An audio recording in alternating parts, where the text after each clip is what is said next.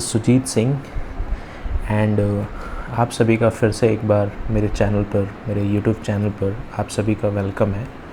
और मेरी एक छोटी सी कोशिश है कि आप सभी का बेनिफिट हो, स्पेशली वो स्टूडेंट्स जो 11th 12th और नीट के एस्पायरेंट्स स्टूडेंट्स हैं। मैं इस वाइट बोर्ड पर इसलिए पढ़ाता हूँ कि आपको ये फील आए कि आप क्लास में बैठ कर के ये सारी चीज़ें पढ़ रहे हैं। क्योंकि जब भी हम किसी कोचिंग क्लास में जाते हैं तो बेसिकली वहाँ पर बोर्ड्स पर टीचर्स पढ़ाते हैं और स्टूडेंट उसे एक क्लास वाली फीलिंग है। मैं चाहूँ तो पीपीटी स्लाइड्स बना करके भी मैं पढ़ा सकता हूँ, बट मेरा मेन फोकस इस बात पर है कि आपको यूट्यूब की चैनल्स पर जो भी वीडियो लेक्चर सीरीज़ मिल रहे हैं उसमें आपको ये फील आए कि आप ये सारा कंटेंट क्लास में बैठ के पढ़ रहे हैं। तो इंस्टाग्राम आईडी मेरी ये है और इंस्टाग्राम आईडी पर भी आप मुझे फॉलो कर सकते हैं। और इंस्टाग्राम आईडी से आप फॉलो करने के बाद मुझे आप ये बता सकते हैं कि सर मैं ये टॉपिक या ये चैप्टर 11th का या ये चैप्टर 12th का मैं पढ़ना चाहता हूँ। मैं उस टॉपिक या उस चैप्टर से रिलेटेड भी वीडियो लेक्चर सीरीज़ अपने चैनल्स पर ले करके आऊँगा। तो चलिए, अभी तक हमने जो भी टॉपिक्स को पढ़ा सिस्टमेटिक वे से पढ़ रहे हैं।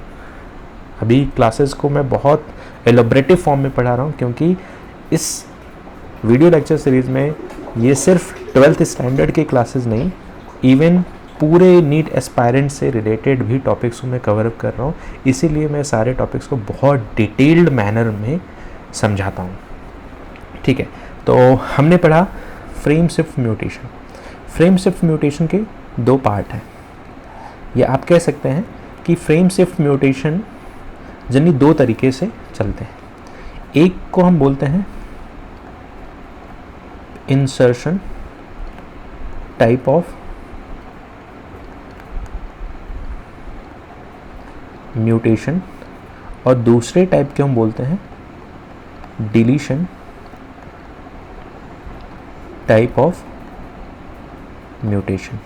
मेरी राइटिंग थोड़ी सी ऊपर नीचे हो जाती है, बट मैं कोशिश करता हूँ कि आपको पूरी वो क्लासरूम वाली फीलिंग दे पाऊँ, ताकि आप इसको अच्छे से समझ करके एनसीईआरटी रीड करके अपनी एक सेल्फ नोट्स क्रिएट करें।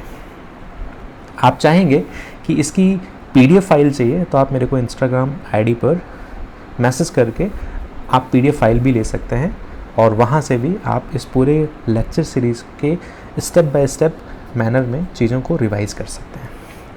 तो इंसर्शन टाइप ऑफ म्यूटेशंस में बेसिकली यहाँ पर न्यू नाइट्रोजनस बेस क्या होते हैं, इनकॉर्पोरेट होते हैं इन डीएनए सीक्वेंस में, और यहाँ पर एग्जिस्टिंग नाइट्रोजनस बेस का क्या होता है, डिलीशन होता है। ये बात तो क्लियर है। अब देखिए, इस चीज़ को हम एक एग्जाम्पल के थ्रू अंडरस्टैंड करेंगे। तो अगर हम इसको बात करते हैं example insertion type mutation, insertion type of, मैं सभी को हमेशा यही बोलता हूँ कि पहले आप अपनी एनसीईआरटी को बुक को कवर कीजिए, देन उसके बाद किसी और बुक पर आप मूव करिएगा, क्योंकि उस बुक से कभी भी कोई क्वेश्चन बाहर से नहीं आता है। ठीक है, तो देखिए होता क्या है, अगर मैं एक एग्जाम्पल यहाँ पे लेके चल रहा हूँ और इस एग्जाम्पल में बेसिकली हम ये अंडरस्टैंड करेंगे कि इंसर्शन टाइप ऑफ म्यूटेशंस के होने की वजह से डीएनए के सीक्वेंस में कैसे चेंज आता है। तो अगर मैं बोलूं कि यहाँ पर एक राम हैज़ रेड कैप, इस सेंटेंस को आप एक डीएनए की तरह समझिए। ठीक, और हमने स्टार्टिंग के लेसन्स में पढ़ा जेनेटिक कोड के बारे में, और जेनेटिक कोड का नेचर क्या है, ट्रिपलेट इन नेचर है। तो ये 3 लेटर्स का जो एक वर्ड जनरेट है, आप इसको कंसिडर करके चलिए कि ये एक तरह के क्या है, जेनेटिक कोड है।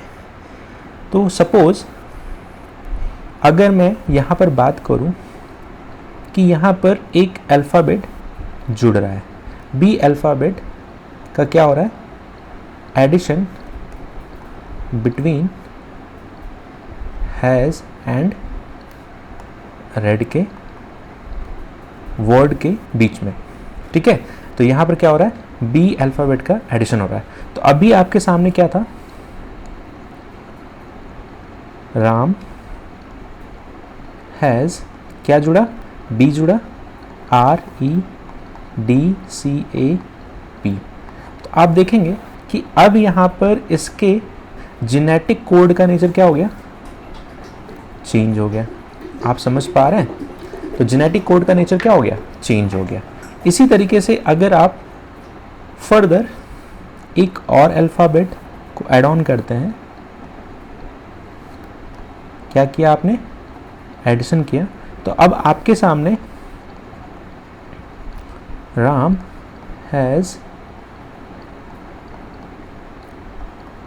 EDCAP। तो अब क्या हुआ, फिर अगर आप देखेंगे इसके जेनेटिक कोड के नेचर को क्या हो गया, चेंजेस हुए। ये बात क्लियर है सभी को? अगर यहाँ पर एक और अल्फ़ाबेट को आपने इंसर्ट किया, मीन्स एक न्यूक्लियोटाइड को फिर से इंसर्ट हुआ, और ये एडिशन क्यों हो रहा है, क्योंकि यहाँ पर म्यूटेशन हो रहा है। सपोज जी का क्या हुआ, एडिशन हुआ।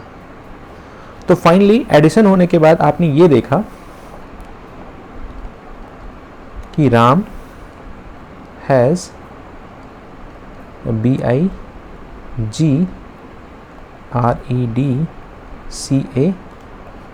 का क्या हो रहा है, यहाँ पर एडिशन हो रहा है।